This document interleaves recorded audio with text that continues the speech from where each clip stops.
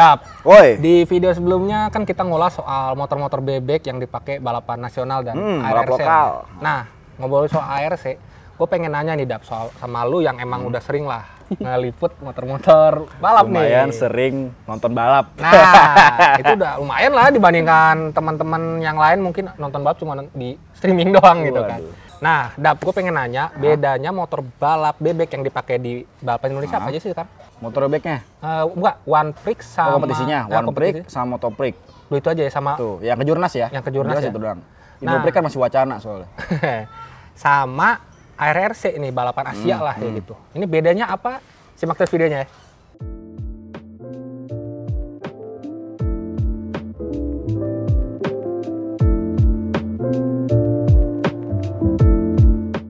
Nah, Dap, bedanya apa nih ARRC sama balapan lokal nih? Sebenarnya kalau balap lokal sama RS-nya mungkin kalau dari segi fisik mungkin nggak begitu jauh beda ya, karena emang rata-rata tim yang ikut di balap nasional pun akhir ujung-ujungnya kan akan ikut balap wildcard mungkin sebagai di RS juga. Tapi emang dari beberapa regulasi kalau yang gue baca nih semoga bener ya, karena emang mungkin ada perubahan dari pihak TWMR sendiri atau pihak IMI sendiri kan, karena kita suka nggak tahu, berubah aja gitu. Iya. Jadi kalau misalnya kalau lihat dari regulasi motor di Underball 150 itu mirip sama di kelas namanya kelas apa kalau sekarang MP3 itu, karena dari mulai camshaft-nya boleh standar, klepnya standar, radiator bebas, tidak boleh quick shifter, sama apa lagi ya? Ya rata-rata mirip MP3 lah gitu. Ya, berarti Dap, kalau gua lihat ARRC ini dari segi regulasi dan spek motornya kalah kencang dong sama balapan Indonesia. Ya, karena ya kalau di MP1 itu di kelas Expert tuh regulasi lebih bebas dibandingkan di RRC, karena ya klepnya boleh titanium kalau di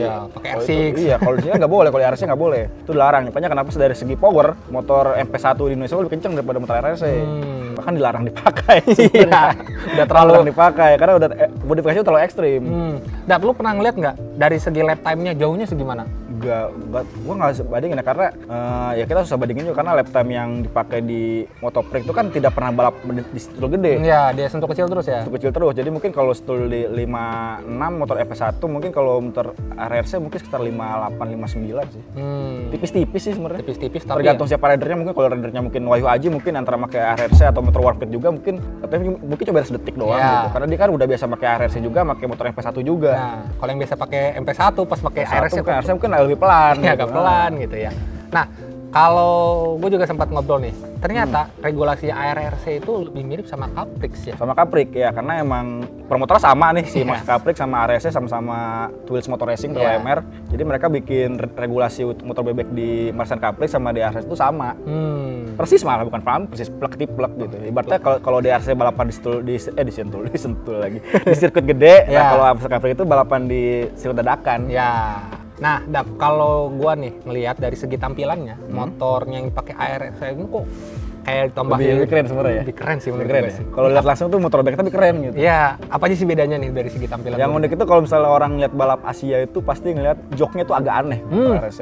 Ya. Karena joknya tuh ada kayak punduk ontanya gitu. Ya, di depannya gitu ya. Itu ada tanduk kayak gitu. Biar nahan ini kalau buat laki-laki kalau ya. ngerem tuh nggak maju sebenarnya. Ya, Jadi tetap kayak motor sport kayak tangkinya ibaratnya. Nah, itu emang diperbolehkan oleh pihak TWMR. Ada tumpuannya gitu ya. Boleh itu standar aja boleh, cuma kalau ya itu kan sirkuit gede, kena anginnya kenceng, persaingannya kuat, kalau nggak dijepit kenceng tuh kayak bablas motornya. Nah, selain itu kalau ngeliat dari bodi bawahnya nih, bodi bawah undercoil ya. Nah, itu regulasi tahun berapa ya? 2018 apa 17 ya? Motor segitu lupa. Itu pertama kali gara-gara motor ini kan kecil nih mesinnya, 150 cc, putarnya tinggi mulu. Itu ternyata musuh kejebol.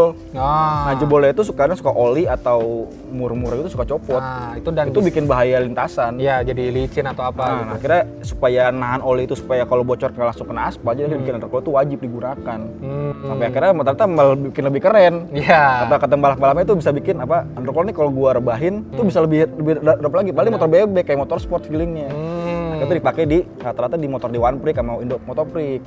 Oke, dan itu regulasinya kalau masih bebas. Jadi boleh pakai boleh, nggak dipakai nggak apa-apa. Ya, dan enaknya sih kalau ada kayak gitu ada buat naruh sponsor lagi tuh. Oh iya, bener banyak jadinya ya. Nah, kalau dari segi ban sendiri nih, beda nggak sih ban yang dipakai di ARRC sama balapan lokal? Beda. Kalau di balap lokal itu mereka sekarang cuma pakai Pirelli Rosso Corsa.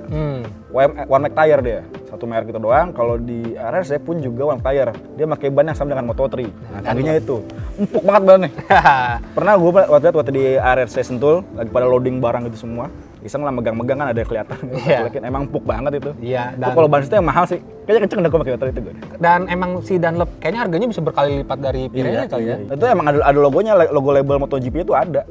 Logo Moto3 gitu. Padahal pakai RRC. Nah, selain itu bedanya apa lagi nih kalau dari balapan bebek RRC sama lokal? Oh, kalau di balap RRC itu di bagian stang itu, bagian yang headlamp itu kan pakai bodi buta. Iya. Itu pakai tambahan kayak pala gitu. Oh, kayak windshield atau kayak visor windshield gitu ya? Kayak windshield gitu. Nah, tujuannya tuh emang aerodinamis kan, jadi anginnya tuh langsung pembalap RRC yang kelas membalap RRC yang kelas underbody itu jarang ngeliat lintasan soalnya. Gini di bawah stang semua palanya. Iya, itu kayak Hoki Krisdianto dulu. Iya, ntar fotonya gue kasih deh. Nah, siap. Suka di bawah stang gitu ya, emang ya apa ya, karena motornya kecil jadi lebih untungin angin, jadi supaya bisa laju banget. Apalagi kayak misalkan di sirkuitnya di Sepang gitu ya. Anginnya kenceng. Itu Sepang, kenapa dia tidak balapan di Australia? Karena anginnya kenceng. Waduh, kalau bahaya. Bebek-bebek udah. Itu bahaya. Bebek-bebek bisa terbang nanti. Beberapa negara itu tidak boleh balapan motor bebek RRC. Ya, kalau di Melbourne motornya juga nggak ada lagi. Karena emang nggak dijual juga di Australia, nggak ada motor bebek. Bayangin ngapain jual underbody, ada balap underbody di Australia kan aneh gitu. Kayak ada aja motornya. Teman-teman ngebayangin juga kalau orang Australia kayak Casey Stoner balapan bebek gitu ya. Kayaknya kocak gitu. Kayak Stoner gitu. Tiba-tiba itu kan balapan making. Iya. Ini kamu balapanin aja nih. Ada. Kalau nggak Sonic katanya kan. Stoner nganggur ya. Pernah nganggur bikin tim lucu banget. Tim balap Supra GTR. Jadi ngelindur ngobrolin Stoner lagi. Bener juga. Nah, selain itu apa lagi nih Dap yang bedanya yang lu inget ya? Apa ya? A few moments later. Undercoil, ban. Oh, wajib ini eraser. Oh, ECU-nya ya. Wajib eraser. Ini harus eraser. Tapi gantung sponsor, mungkin ada merek-merek lain. Dan kalau di Indonesia itu balapan bebek bisa pakai quick shifter ya? Quick shifter boleh, cuma kelas MP1. MP1 apa MP2 boleh. Makanya kan kalau lihat suaranya itu, wah, kalau MP1 udah bener-bener kayak balapan 150 sport ya. Emang sport itu sangar banget dan berisik banget.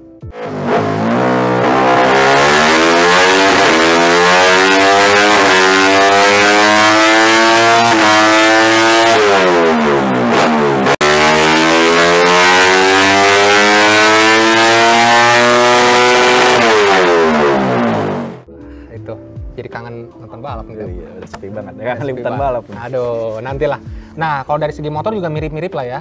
Sony, motor mirip-mirip, Sonic, Supra GTR. Sonic nggak dipakai dia nggak? Oh nggak, Supra GTR sama Yamaha Making. Sama Making ya, dua itu aja sama ini ya. Ya, Benelli itu paling nanti Benelli nanti, masih 2022 lah. Karena kan RRC tahun ini sedang ragu-ragu mau mulai apa enggak. Karena tadi pengen gelar di Malaysia, karena Malaysia lockdown. Mundur ke Thailand itu lockdown juga. Iya. Akhirnya ya udah, kayaknya RRC tahun ini nggak digelar. Aduh. Nah, Dap, yang terakhir nih gue pengen nanya, bener nggak sih kalau untuk balapan ARRC itu motornya memang harus dijual di semua negara yang ikut ARRC? Iya, motor harus ada, kayak misalnya, tapi dengan nama masing-masing negara. Jadi kalau misalnya timnya itu asal Malaysia, di entry listnya itu nama motor MX itu nama apa sih? Iya, 15ZR. Ya, 15ZR. Walaupun belum bayar Wahyu Aji. Ya.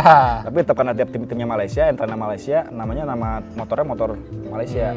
Ya kalau yang Mares Indonesia, karena dia dari Indonesia, motornya di situ bikin tetap Yamaha Making. Making ya. Kalau Honda itu GTR sama apa sih kalau di Malaysia? RS150. RS150 ya? RS150 itu. Itu keren juga sih liverynya. Iya, livery keren. Oke deh. Honda Bunshu. Itu sekilas ya kita ngulas soal motor-motor bedanya lokal sama di Asia. Itu yang bebeknya. Kalau yang sportnya lanjut lagi nanti di video selanjutnya. Dadah.